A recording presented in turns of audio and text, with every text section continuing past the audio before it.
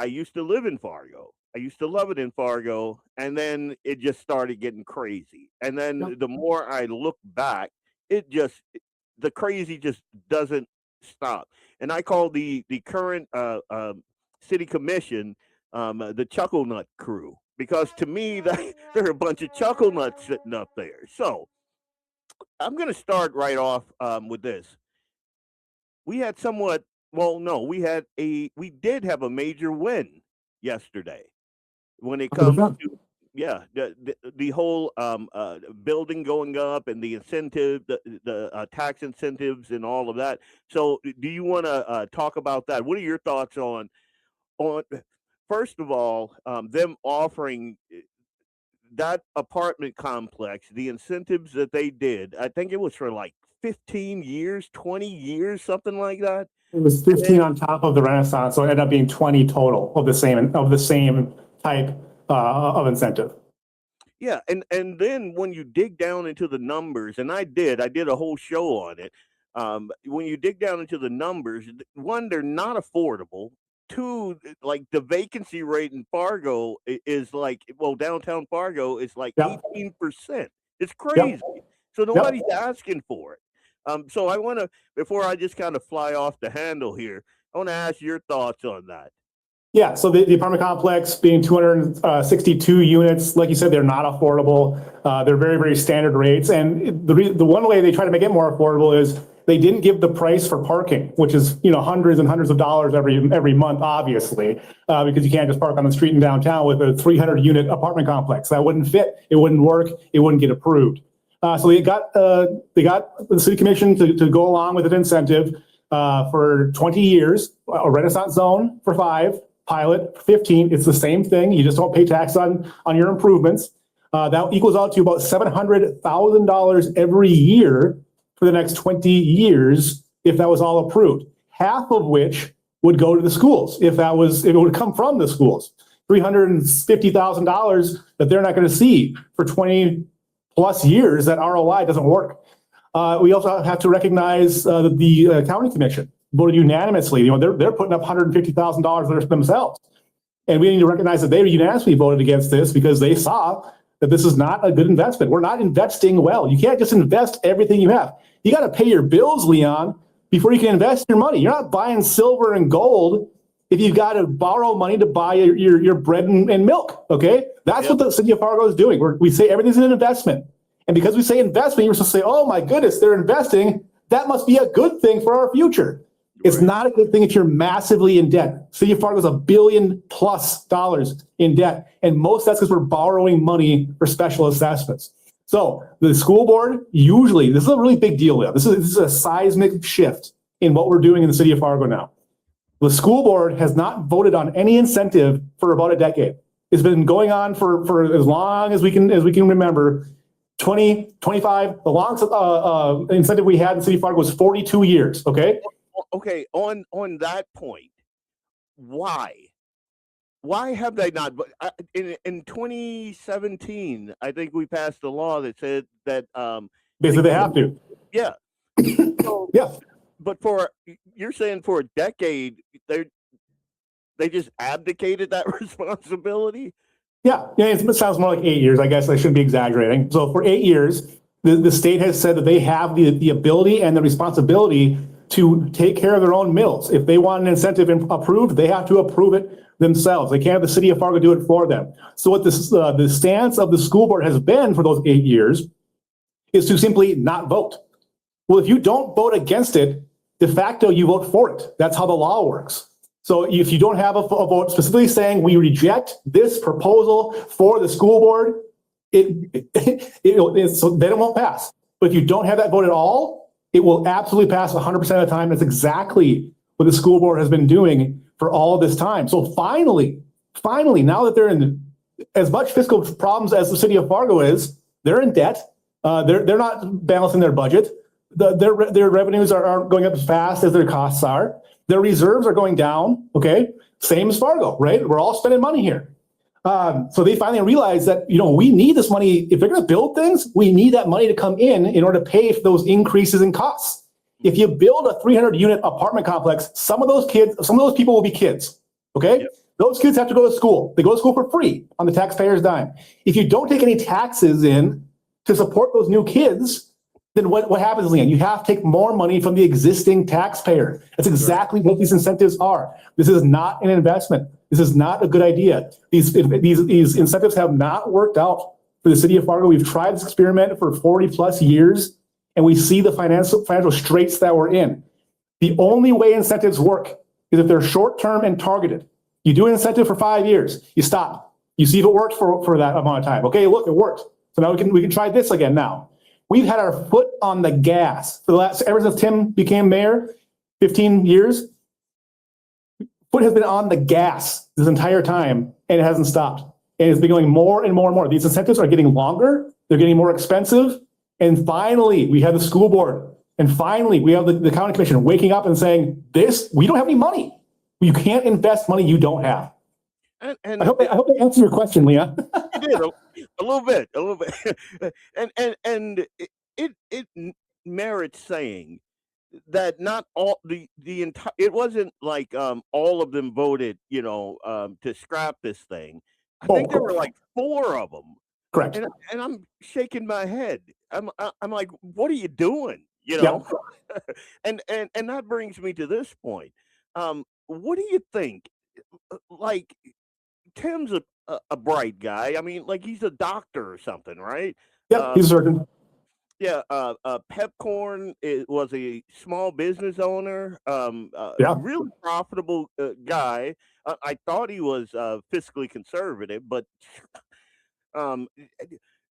what goes through their mind when you're looking at the financials and you're looking at like Moody's downgrading them and that sort of thing, and then they're just handing out money like chiclets? What do you think is going through their heads, or why? What would be the incentive for them to disincentivize growth in Fargo, that the revenue in Fargo, the credit score, all of that? What would be the incentive for that? They get to be the big guy on campus. People have to come to them to ask to improve their company or to come to Fargo. And we get to decide if you get that money or not. And they like to feel like big men doing that for that amount of money. Otherwise, you're not going to get that money, right? What we've proven here in the city of Fargo is if you reduce the tax burden on a certain area of Fargo, you will get more growth. What we've also proven is if you increase the tax burden on the rest of Fargo, you will see more debt and less growth, if not no growth. You will see a decline. You have neighborhoods in North Fargo that are open houses that are now all rentals because we're disincentivizing buying those houses while we incentivize buying new houses. And we wonder why the north side is becoming the way it looks. It's becoming decrepit, and it's not being fixed up like it used to be. People are being incentivized to buy in South Fargo instead. These incentives pick winners and losers. That's what they want. They want to pick winners and losers. They get to go to the builders and say, look at us. I'm helping you build more homes. They get to go to realtors and say, look at us. We're helping you sell more homes. Okay. They get to go to all the Chamber of Commerce and say, look how much we've built. Dave Pepcorn literally said that he should have his name on the side of Block 9 because we gave them $30 million in incentives. He said that at the meeting. Wow. They think they're building Fargo. They think that because they are a city commissioner and the mayor, that they're the ones who are literally creating the wealth in Fargo. When what they're doing is they're shifting the wealth. They're hiding the losses. And the promise of all these profits in the future have not happened. They have not happened anywhere near where we were promised they would be. If I tell you, Leon, that if you give me $1 million today, in 25 years, I'll give you $1 million and $1, would you do it? You wouldn't do it. That's the ROI is ridiculous. It takes 30, 40 years for us to get our money back from these investments. If that investment is a parking ramp, that parking ramp may not be there anymore. That business may not be there anymore. And they're also assuming that nothing would be created and nothing would be built without incentives. No business will come to Fargo without incentives. We know that's not true. The vast majority of businesses that come to Fargo and stay in Fargo are not incentivized. So this program is unneeded. It's been proven ineffective. We're harming parts of Fargo while we're trying to build other parts up, that being downtown. And all the meantime, the commissioners get to look at the city and say, look what I did for you. I created wealth in downtown. Downtown is great because of me. Put my name on it. So, and all of that makes sense to me. what does not make sense to me is, and we're going to talk about this in a second here. Um, like they all seem to just kind of focus on downtown Fargo. Mhm. Like nobody else is represented, and that's my humble opinion. Um, they seem like you got like John Strand, you got Mahoney, you got Oh, Pepcorn, yeah. you got Yep. all of these people that seem, and it seems like they're just laser focused right there downtown Fargo. They want to make that thing a metropolis badly, and then the outlying the suburbs and South Fargo and North Fargo. They're like, hey, what about us? And so in comes the idea of the ward system. So kind of break that down for me. I know that I mean, I read your article, man. I posted it and I referenced it when I was talking to Darius from Fargo First, and those guys love you, man. They got. I'm looking at the 12 Days of Christmas right here. Have you seen this thing? You did. I did. And endorsed Tony Gehrig, future Fargo City Commissioner. It's awesome. Yeah. Um, but yeah, let's talk a little bit about the ward system and why Yeah. it's needed. So I'm on the sponsoring committee. It's me, Arlette Preston, a couple other people in the city of Fargo, like Marty Risky. And so you have, left, right, we're agreeing. Sometimes if it's just a good idea and its time has come, left and right can agree, right? So Arlette and I don't agree on most things, but on this one we absolutely agree. And when you can work with the other side, you should. So we decided to go ahead and get this thing started. So we got a petition going. What that petition says is that the city of Fargo will go from a commission style government, a commission style government where everyone votes for all the representatives, meaning every election cycle, 2 commissioners are going to come up and everyone's going to vote for those 2 commissioners. And then the mayor comes up and everyone votes for him. You're going to go to a ward system where you're going to have 6 different cubes in the city of Fargo, from North Fargo to middle of Fargo to South Fargo. And in those cubes, you're going to have one person representing each part or each cube, each ward, each district is what it's going to be. So one person will represent that part, and only the people from that part will vote for that person. Just like we do for the state legislature, right? So it's not a wild idea. It's not a new idea. And by the way, almost every city in the country does it this way. Okay. So the city of Fargo is the largest city in the country to use a commission style government. The second largest is Bismarck. Okay. So this is kind of a North Dakota thing. All right. We're the only city with 100,000 people that do this. Okay. So we are the outlier here. We need to update what we're doing. And just like to your point, Leon, what we're finding is if you elect at large, you end up getting laser focused in one part of town. The biggest voting block right now is downtown Fargo because it's the densest area. So if you improve that area, you get a lot more votes, right? Yep. Now in South Fargo, you're much more spread out. So you're less likely to get attention because you're just building new houses and you're building new roads, and we'll get to you later. But right now we want to pack more people into downtown, right? Yeah. So it's important to have representation. This ward system will do that. You'll have 6 council members. You'll have a mayor. The mayor will be at large. Everything else works the same. They vote the same. The mayor will only vote on a tiebreaker. By the way, he does that now. He's the last vote every time. So he's essentially the tiebreaker every time. But in this case, if he won't vote unless it's needed. So I'm high on this one. I'm really excited about this. We're more than halfway to getting the signatures required. We need volunteers. If you want people to volunteer, that'd be fantastic. And we're almost there. So I think it's a great system. Its time has come, and I think you'll get better representation for the city of Fargo when you're talking to each part of town instead of mostly talking to people in downtown. And the last thing I'll say to this, Leon, is when I was first elected, 3 commissioners were south of 40th Avenue within a block of each other. Me, Tony Grimberg, and the mayor. Okay. In the next election cycle, and during my second term, 2018 it was, I moved to North Fargo. So in that cycle, 4 of us lived north of Main. North of Main. So from Main Avenue all the way down to 70th, whatever, South Fargo, the mayor was your only representative. Wow. That's not right, and that can't continue. Yeah, you absolutely.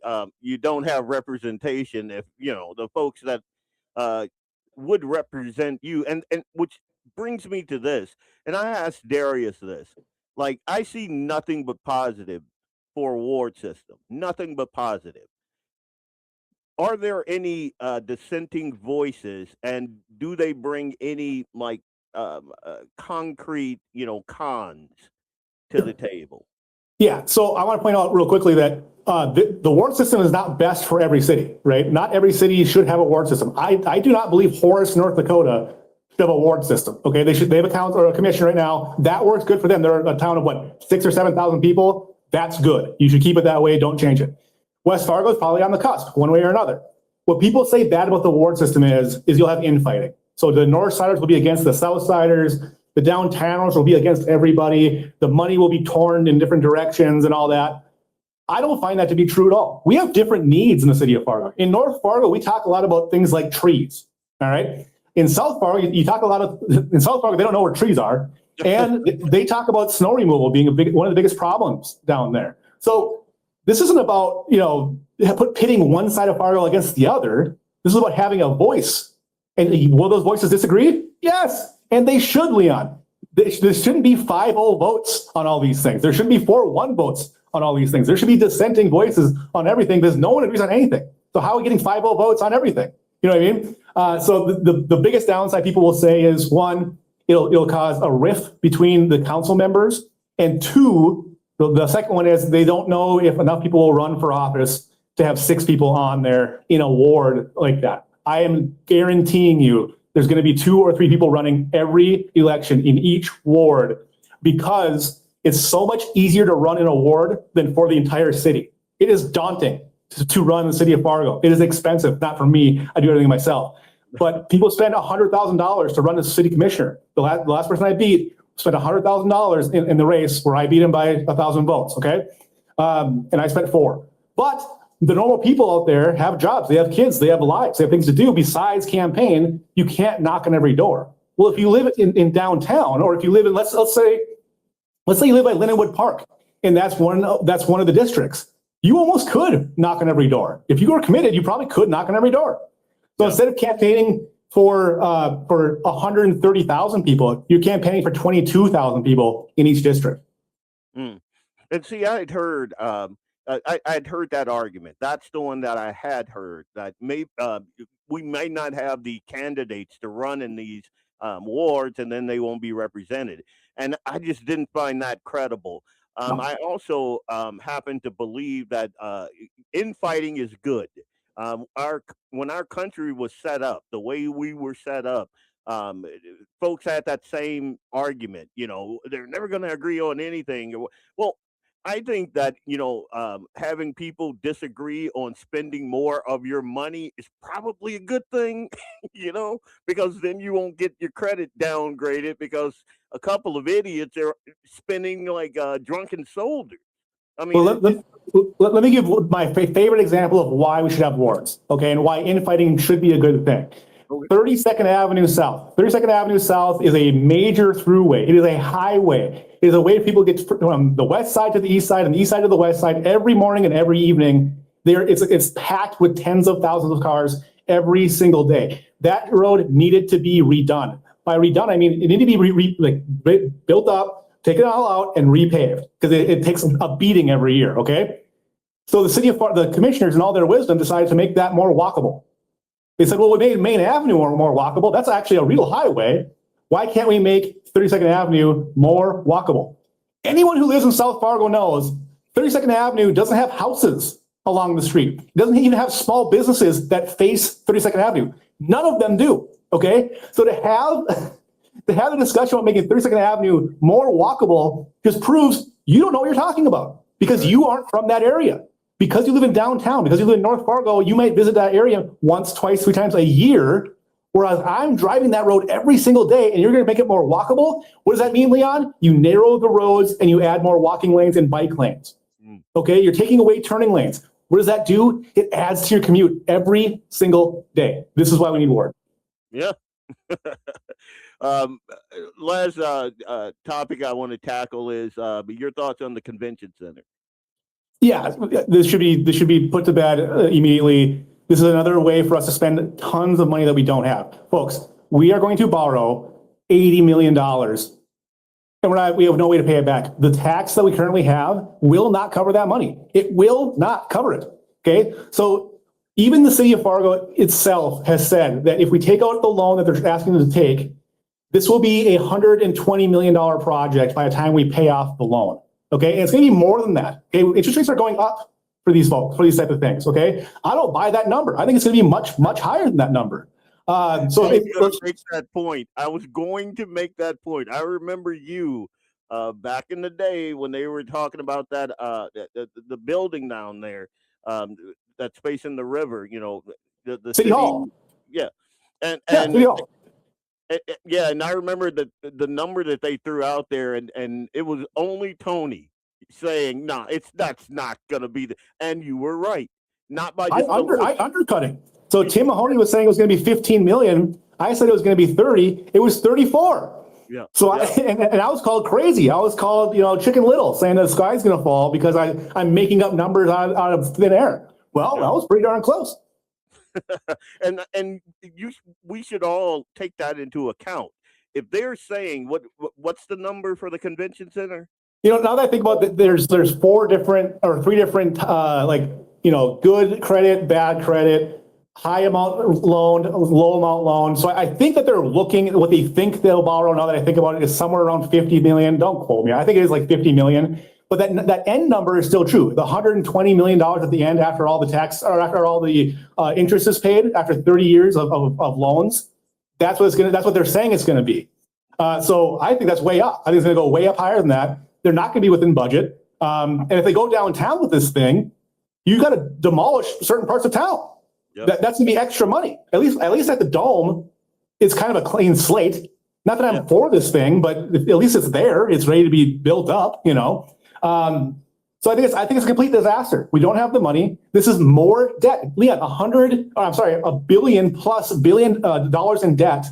And we're going to build $100 million, $120 million convention center because we think that's pretty cool. Do we even need it? Do we need a new convention center, do you think? No, it really depends on what your goals are. If you want Terry Bradshaw to come and talk in front of 50 or 20,000 people or 10,000 people, yeah, you're going to need that.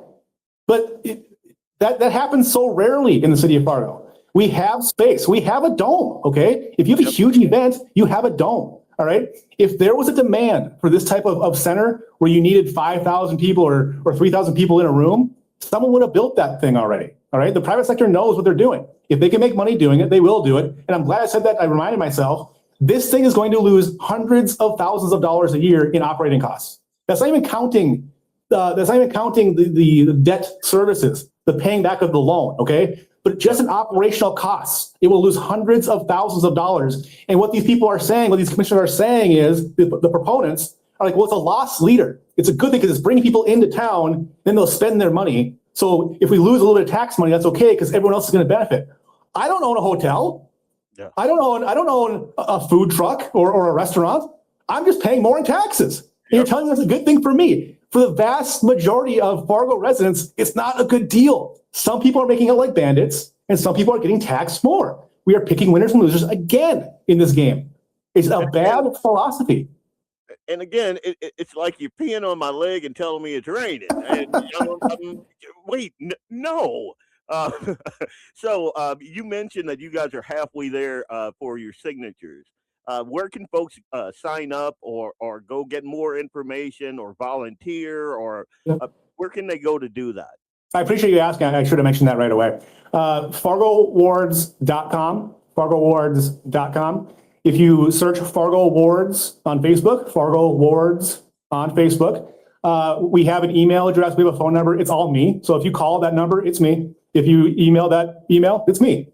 And then we'll be at the... I will put that information right here. So, and we will be at the Sportsman Show in March, early March. We're gonna get a booth. So I think if we get that booth, we're gonna get the signatures we need to finish this out. But if you do want to help and gather in your neighborhood, or we have other events that people go to, they walk to certain places and they'll do that. In the winter, it's a little harder. But if you want to be put on that list to know how to volunteer, email me, call me at FargoWards.com, Fargo Wards on Facebook. FargoWards.com. Yeah, now I have all that information right here. So, Tony, anything else you want to leave the folks with?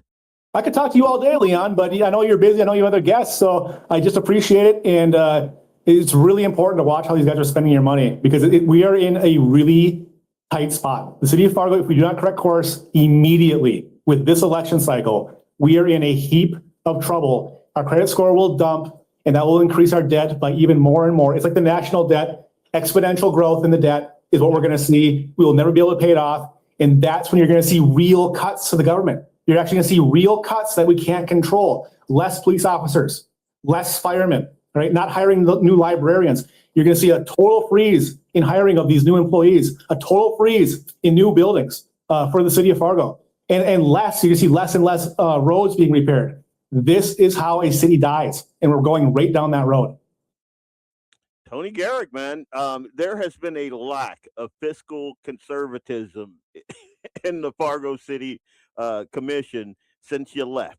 So, my listeners know this. Like, I'm 100% on board. I like the ward system. I really like fiscally conservative of people. Michelle seems to be the only other person up there with a modicum of common sense. So, I for one will be happy if you become the future Fargo City Commissioner. So. I'm announcing my intent in January, Leon. So you'll know shortly. Sorry, man. I didn't know that you were holding that close to vest. No, I have a page. I have a Facebook page. I have all that. It's totally fine. Okay. But I'm not in Fargo right now, so I wanted to make a real official announcement to and all that stuff while I'm live in town. Awesome. Tony Gehrig, I'm Leon Francis. This is Blackbeard Logic. We'll be right back